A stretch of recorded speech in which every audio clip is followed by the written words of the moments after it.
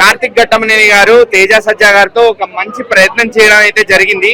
Of course story కొంచెం narration అనేది slow ఉంటది, బట్ మూవీ అయితే లాగ్ అని చెప్పను. స్టోరీ అనేది మెల్లగా లోపలికి వెళ్తా ఉంటది. నరేషన్ అనేది స్లో ఉంది. ఫస్ట్ హాఫ్ బిగినింగ్ లో కూడా స్లో ఫీల్ అవుతారు, అలానే సెకండ్ హాఫ్ లో కూడా కొంచెం స్లో ఫీల్ అవుతారు జనాలు. బట్ అది ల్యాగ్ కాదు, నరేషన్ అనేది స్లో నరేషన్. అంతకు మించి సినిమా బాగాలేదు అని అయితే చెప్పను.